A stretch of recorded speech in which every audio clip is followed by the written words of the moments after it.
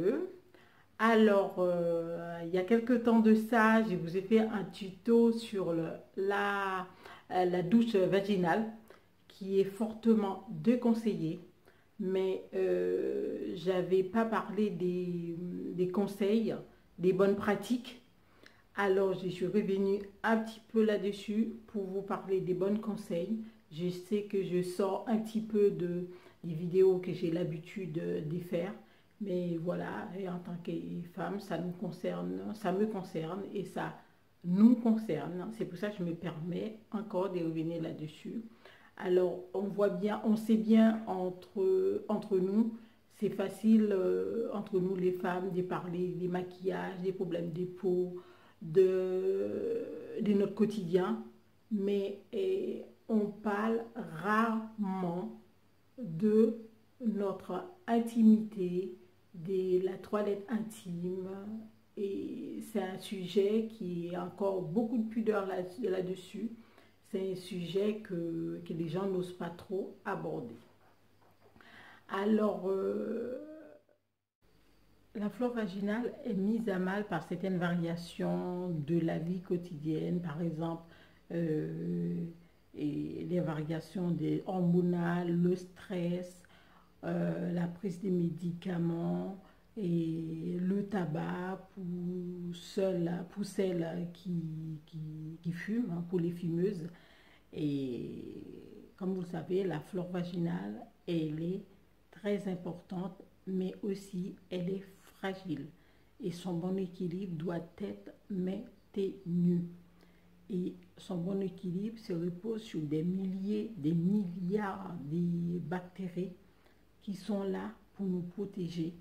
Ces bactéries-là sont là pour nous protéger en tant que femmes, qui nous permet de rester en bonne santé au niveau de notre intimité. Leur disparition peut provoquer des brûlures, des démangeaisons et même des mycoses et infections. Alors, il est très important pour nous d'éviter de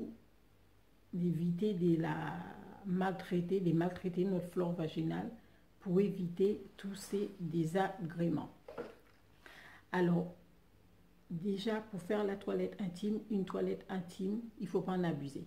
Il faut en faire une fois, 2 fois par jour, le matin et le soir. Préalablement, au préalable, il faut laver les mains. Vos mains doivent être propres parce que sur les mains, on peut avoir des bactéries, des microbes qu'on peut mettre dans notre partie intime en faisant la toilette si nos mains ne sont pas propres. Et la toilette, c'est fait d'avant en arrière.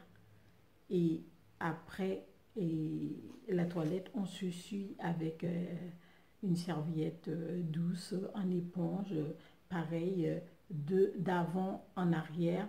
Et éviter de frotter d'être abrupt, parce que ça peut faire des micro-coupures qui peut faire des démangeaisons, qui peut être une porte ouverte à des bactéries. Éventuellement, pas éventuellement, la toilette intime doit être faite avec un savon au pH neutre, ou bien un pH qui est adapté au pH de notre intimité. Le pH de notre intimité, il est de 3,7 à 4,5. Alors, il faut un savon qui est adapté au pH de notre intimité pour éviter de le déstabiliser, parce que si vous mettez quelque chose qui n'est pas adapté, par exemple les gels douches qu'on a l'habitude d'utiliser, ou le savon classique n'est pas adapté, ça va la déstabiliser et ça va déstabiliser le flore vaginal et ça peut provoquer des mycoses, des démangeaisons et plein de désagréments. Alors, dans les magasins, dans les commerces, on a ce qu'il faut, on a le Saforel, et on a des hydralants. Après, c'est au choix et chaque personne utilise ce qui lui va, c'est au cas par cas. Et aussi les gants de toilette, il faut oublier les gants de toilette. Oublier les gants de toilette. Les gants de toilette, c'est des gants, c'est des nids à microbes. C'est des nids à microbes. Et pareil pour les éponges, parce qu'il y a des personnes qui utilisent des éponges. Les éponges, c'est pareil, c'est des nids à microbes. Il ne faut pas les utiliser parce que vous allez vous mettre des bactéries, des microbes qui n'ont rien à faire dans votre partie intime. Vous allez vous rendre malade à utiliser un gant à microbes, à utiliser un gant de toilette. Et aussi,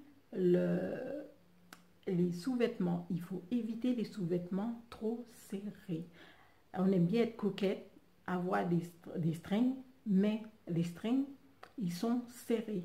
Alors, il faut toujours prendre une taille au-dessus de sa taille. Et puis, si on peut le prendre en coton, si vous pouvez le prendre en coton ou de la soie, c'est nettement mieux parce que la matière synthétique ne laisse pas passer de l'air. Ce qui peut provoquer, c'est qui garde, ça peut garder l'humidité et cette humidité-là a pour conséquence, ça peut vous provoquer des mycoses. Alors, si vous pouvez prendre, alors, n'oublie pas de prendre rendez-vous.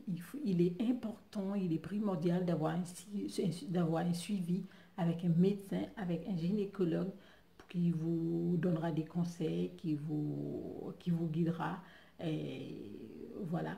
Et en plus aussi, si vous voulez, vous pouvez faire le bain de vapeur, que je vous mettrai la vidéo en barre d'infos qui peut vous aider à fortifier, à raffermir, à tonifier et votre partie intime.